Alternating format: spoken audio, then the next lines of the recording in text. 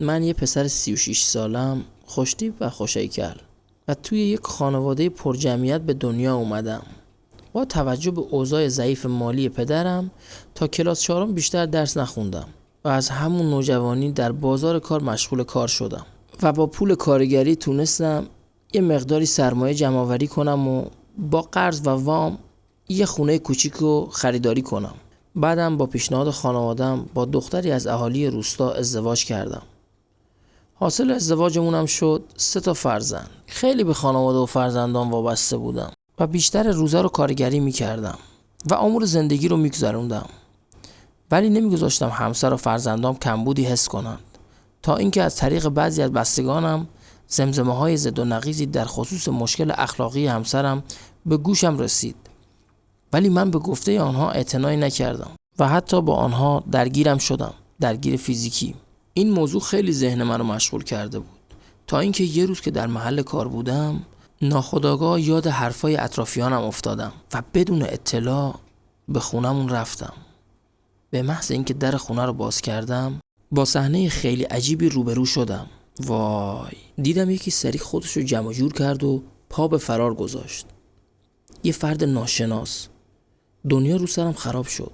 هرچند همسرم زیر بار نرفت، ولی چون خودم با اون تصویر ذهنی احساس کردم مرد غریبه‌ای از روی دیوار فرار کرد. با همسرم درگیر شدم و اونو به شدت کتک زدم. سپس منزل رو ترک کردم و به خونه خواهرم رفتم. تا مدت‌ها دلم به کار نمی‌رفت و روزها بدون مقصد مشخصی تو خیابونا راه می‌رفتم و خواهرم فکر می‌کرد من دنبال کار می‌روم. مدتی گذشت و من دیگر روی رفتن به منزل خواهرم و نگاه‌های سنگین شوهرش را نداشتم. شبا تو پارک می‌خوابیدم. در این مدت با چند نفر میان سال داخل پارک آشنا شدم و برای رهایی از افکار شیطانی و آرامش اعصاب آنها مرا به استعمال مواد مخدر دعوت کردند. بعد از مدتی خودم رو درگیر مواد مخدر دیدم و برای گذراندن امورم به جمع‌آوری ضایعاتی حتی سرقت‌های داخلی خود رو روی آوردم. اکنونم حدود 2 سال است که از خانواده‌ام و فرزندان بیخبرم.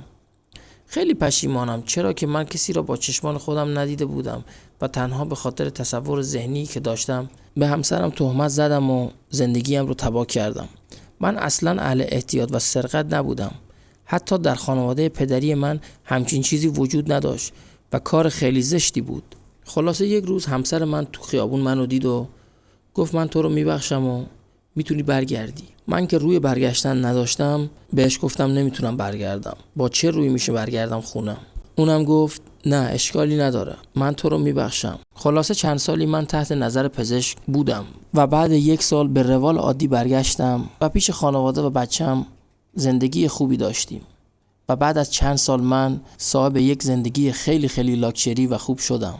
هیچ وقت نذارید که مردم براتون تصمیم بگیرن و تصویر ذهنی براتون بسازن، چون که ذهن آدم خیلی خلاقه و اگه مدام یه چیزی رو در گوشش بگی امکان داره با اون صحنه خیلی خیالی که در گوشش گفتی روبرو بشه. پس دنبال حرف مردم نباشید. لطفاً کانال ما رو سابسکرایب کنید و علامت زنگوله رو بزنید. تا داستان‌های دیگر، خدا نگهدار.